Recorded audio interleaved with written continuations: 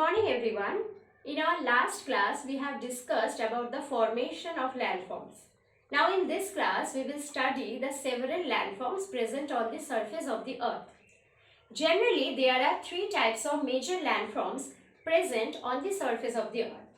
What are they? One is mountain, second is plateau, third one is plains. After that, sea surface. So one by one we will discuss the feature of all these landforms. So let's start. So number one, that is mountain. By hearing this name, I think you all can identify the feature of this mountain, right? So what is this? Obviously, number one feature will be height will be greatest, right? So greater height or great height. Number two, slope. So I am just drawing one feature of mountain. So steep slope you can find. So second point will be steep slope. Number three, what is that? On the top of this feature, glacier can be formed. So glacier can be formed. These are the general features of mountains.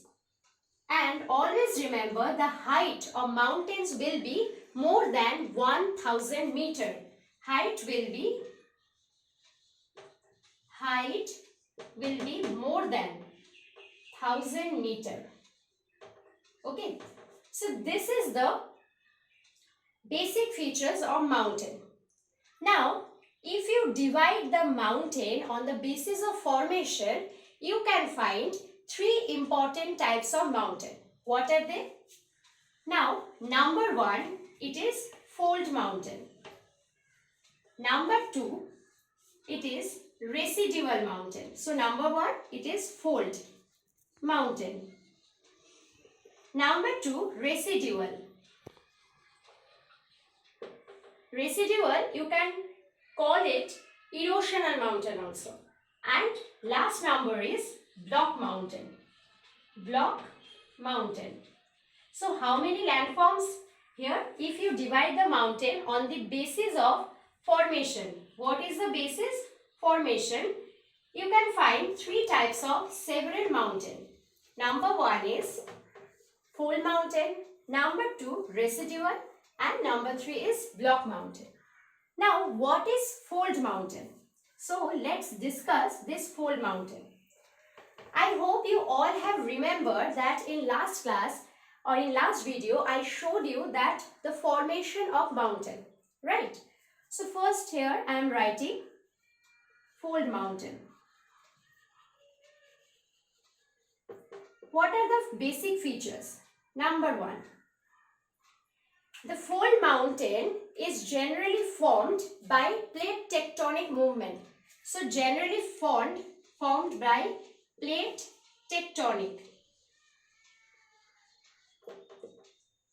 Fold mountain is also associated with volcanic eruption or volcanic activity. So second number is volcanic activity is also related to this mountain. Number three, fold mountain means when two plates will come towards each other, right? So, suppose sediment is present over there. What will happen when two plates will come closer? This sediment will go up, right? And by this process, it will form the fold mountain. Like this, again I am showing you that demo. Suppose these two are two plates. It is one plate, it is another plate. Two plates are moving towards each other. Now see what is going on. Middle portion is going up. That means by this it is forming one fold shaped structure that is known as fold mountain. Like here also, when the two plates will come closer to each other, middle portion where sediments are there, it will be squeezed and it will be uplifted. By this, fold mountain will be created. Now, fold means what? Like this, undulating surface. Suppose like this, these are the fold mountains. So these ridges are known as anticlines or crest. What are the names of this? Anticlines or crest. C-R-E-S-T, crest. And the submerged zone is known as syncline. S-Y-N, syn, C-L-I-N-E-S, synclines. This zone is known as synclines or trough, T-R-O-U-G-H. So it is very clear that the topmost part or the ridge type of part, it is known as anticlines or crest. But the submerged zone, it is known as synclines or trough. So these are the basic characteristics of fold mountain. Another important thing is there, fold mountain is generally formed by the deposition. Deposition means again it is one plate, it is another plate. Sedimentation is there. Okay. So due to the deposition of sedimentation, this mountain can be formed. What are the examples of such mountain? Examples. So many highest and extensive mountains on the surface of the earth like Himalaya, Andes, Rockies. These are the important examples of fold mountain. I hope this fold mountain conception is little bit clear. So how it will look like this, fold. Done. So this is fold mountain. Now we will discuss about our next part, that is residual mountain. What is that? Residual or erosional. Residuals. Okay, one mountain is like this. What did I say in last video? That exogenetic processes, that means when the forces will come from the outside of the earth like wind, glacier, water, when this agent will work on such type of landforms, what will happen? Suppose wind is coming, wind is hitting, then from here water, it is also acting on this. Then after few years you can find that the height of this mountain will cut down, or you can find that due to this agents, this landform will be eroded and it will form this landform. Suppose it was the previous structure and now it is looking like this. This is the present structure. Now what happened here? Erosion take place. Why? Due to the wind, water of such exogenetic forces. So erosion takes place, and by this form or this landform is known as residual mountain. So what will be the basic characteristics of this mountain? First, erosional process is associated with this type of mountain, or you can say denudation process. Denudation and erosion are quite similar. I think in your book denudation process is written. Now generally if you see the steep, you can find that it is not so steep. The slope is not so steep, it is gentle. So second point is the slope is quite gentle over here. So one by one I am writing the characteristics of residual mountain. Number 1, gentle slope. Gentle slope. Number 2, height will not so great. So middle height.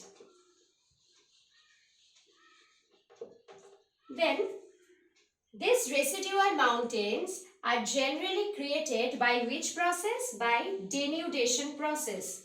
Denudation process. So these three are the basic characteristics of residual mountain.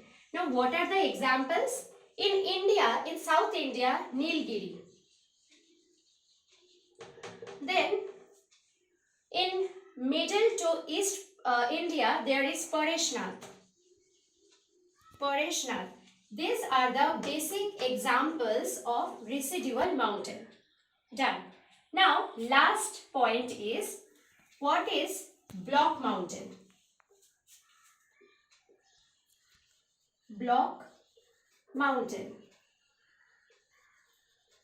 This is quite interesting. Like, this block mountain is created by that second process. What was that? Upliftment and submergence. Okay, the epidogenetic process will work over here. Now, what is going over here? Suppose this is one landforms. Okay, when no forces is working on here, suddenly from the earth's surface or from the downward of the earth's surface, one force is acting on this section or this part of the land. Now what will happen? Again I am showing you, this is my hand. From the beneath of the earth, forces is working on this land. What will happen? See, this portion will be uplifted. Like here also, you can see this portion will be uplifted like this. This is known as block mountain. When the epidogenetic process will work on here, then this block mountain will be created. Now, see, block mountain is also associated with faulting. Faulting means cracks on the surface of the earth. So, beside the block mountain, some submerged part is situated. This is known as Rift Valley. Rift Valley. Valley means the submerged zone and mountain is the ridge zone or the uplifted zone. Done. So this is the basic features of block mountain. How does it created? You all know. Now what was the example? What are the examples of block mountain? Generally in America, USA, you can find so many examples of block mountain, and in India, Narmada Valley. Narmada Valley is the example of Rift Valley. Understood? And in the western part of India, you can find so many block mountains. So these are the basic features of the block mountain and so on. So mountain, on the basis of formation, we have divided it into three parts. One is fold mountain, another is residual or erosional or denudational mountain, and last one is block mountain. I hope you all have understood, and please whenever you will study this mountain, try to draw the diagram with it. Thank you.